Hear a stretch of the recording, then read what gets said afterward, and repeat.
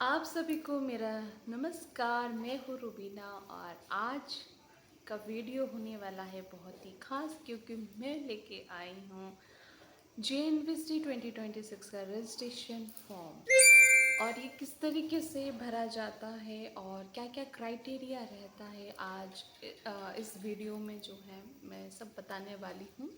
तो चलिए शुरू करते हैं आज का वीडियो। तो आज की इस वीडियो में हम सीखने वाले हैं जेएनवीएसटी का फॉर्म कैसे भरा जाता है, स्टेप बाय स्टेप, बिल्कुल आसान तरीके से। तो चलिए बिना देर किए शुरू करते हैं। सिलेक्शन टेस्ट का जो हमारा एप्लीकेशन फॉर्म है उसमें आप डेट जैसे कि देख सकते हैं कि 29 जुलाई 2025 लास्ट डेट है, लेकिन अभी जो है हमारा एक्सटेंड हो चुका है, तो इसीलिए अभी हमारा जो है 13 अगस्त तक, वेस्ट कारो हिल्स का 13 अगस्त तक, यानी पूरे शिलोंग रीजन का हम कह सकते हैं कि 13 अगस्त तक एक्सटेंड कर दिया गया है। तो हमारा जो है हम फॉर्म अब भी भर सकते हैं। तो अभी जो है हमें सबसे पहले जो ध्यान रखने वाली बात है कि हमें यहाँ पर बच्चे का जो है कुछ डिटेल देनी है। तो यहाँ पर जैसे कि आप सब देख रहे हैं कि पासपोर्ट साइज़ फ़ोटो जो है कैंडिडेट का यहाँ पे पेस्ट करना है।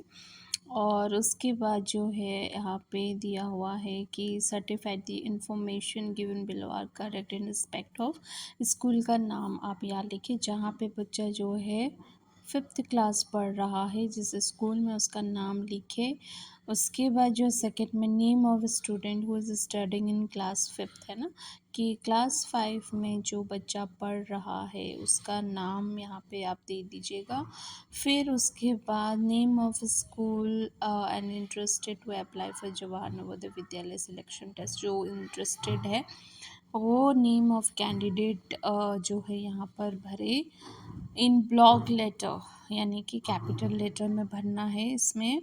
और फादर्स नेम भरना है कैपिटल लेटर में। स्पेलिंग का ध्यान रखिएगा, क्योंकि स्पेलिंग मिस्टेक होने पर जो है आपका डॉक्यूमेंट्स जब रीचेक होता है, जब बच्चा क्वालिफाइड करते हैं, तो तब बहुत ज़्यादा जो है परेशानी हो सकती है। तो इसीलिए बहुत अच्छे से जो है वो आप चेक करके और डिटेल्स दें। फिर उसके बाद डेट ऑफ बर्थ ज़रूर ध्यान दें, क्योंकि डेट ऑफ बर्थ जो है कुछ JNV का जो है क्राइटेरिया है, जैसे कि 1 से लेकर 1/5/2014, यानी कि डेट आपका कुछ भी हो सकता है, 1 तारीख 2 तारीख, लेकिन 5th मंथ ऑफ द मे हम कह सकते हैं कि जो मई का महीना है, 5th मंथ जिसको हम कहते हैं, वहाँ से स्टार्ट होके जुलाई का मंथ 2016 तक जो है बच्चे का डेट ऑफ बर्थ होना चाहिए। उससे पहले अगर बच्चा का डेट ऑफ बर्थ है उससे पहले का, तो फिर वो जो है हमारे इस फॉर्म में एलिजिबल नहीं बैठता है। तो इसीलिए थोड़ा सा इस बात को ध्यान दें, और जिसका यहाँ पर एलिजिबल, जो एलिजिबल है वही यहाँ पे भरें। फिर जेंडर जो है भरना है। जेंडर में बॉय अगर है तो बॉय पर टिक लगाएं, राइट का टिक लगाएं, या फिर गर्ल है तो गर्ल का टिक, या अदर है तो अदर का। तो इस तरीके से जेंडर का भी बहुत ही अच्छे से ध्यान रख कर आप लोग जो है टिक करें। उसके बाद हमारा जैसे कि कैटेगरी है जनरल, OBC, SC, ST, तो जो भी आपका कैटेगरी है उसमें टिक लगाएं। लेकिन OBC का जो है मेघालय यानी वेस्ट कारो हिल्स या फिर मेघालय की बात करें, तो यहाँ पर जो है OBC का प्रमाण पत्र अभी नहीं मिल पा रहा है, तो इसलिए थोड़ा इंश्योर करके ही आप भरें। अगर बच्चे का है तो ही आप लोग टिक लगाएं, क्योंकि सीट्स जो है वो कैटेगरी के अकॉर्डिंग होती है, तो इसीलिए थोड़ा सा ध्यान रखें।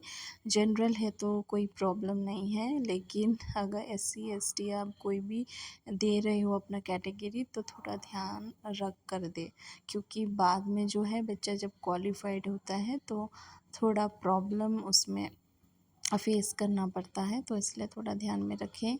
अगर बच्चा डिसेबल है या फिज़िकली चैलेंज है तो उस पे टिक करें, नहीं तो फिर उसको ना करें, यानी डैश भी आप कर सकते हैं।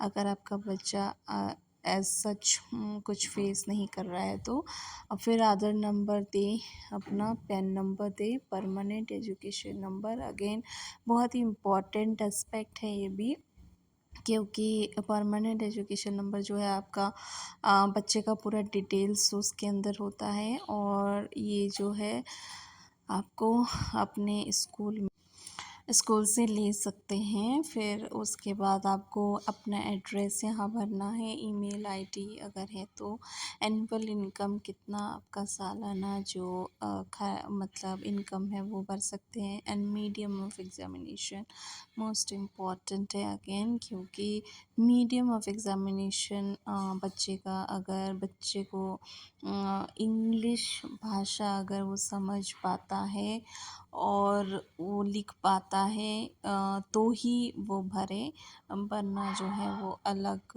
भाषा जो है भरे, क्योंकि हर लैंग्वेज में पेपर जो है वो प्रोवाइड किया जाता है, तो थोड़ा देखकर आप लोग भरें इसमें।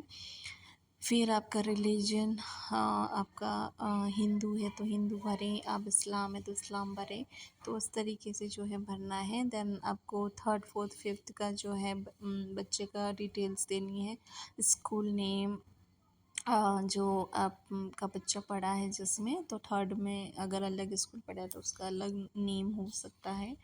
उसके बाद फोर्थ में फिफ्थ में देन रूरल आपका एरिया, या आपका स्कूल कौन सा है, रूरल है अर्बन है, वो भरें। देन बच्चे का जॉइनिंग 2000, अगर थर्ड क्लास में 2023 में अगर बच्चे ने ज्वाइन किया है तो दिसंबर 2023 में वो 2023 में वो पास आउट होगा। उसी तरीके से फोर्थ क्लास में 2024 में जैन एंड दिसंबर 2024 ही होगा, सॉरी मैंने 2025 लिख दिया, तो 24 होगा उसमें।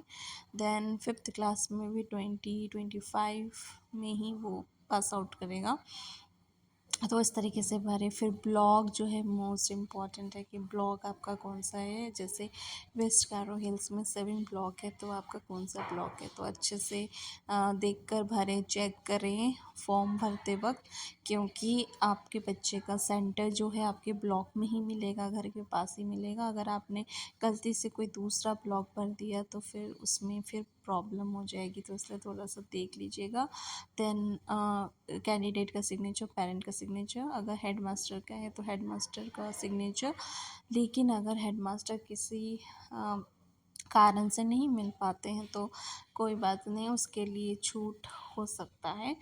तो आप मतलब जितना डिटेल्स आपके पास अवेलेबल है वो देकर भी आप जो है भर सकते हैं, लेकिन आफ्टर सिलेक्शन, आफ्टर क्वालिफाइड बच्चे को जो है पूरा जो है इसी क्राइटेरिया के अंडर उसको होना पड़ेगा और डॉक्यूमेंट जो है वो देना पड़ता है, तो इसलिए थोड़ा सा देख के भरिएगा।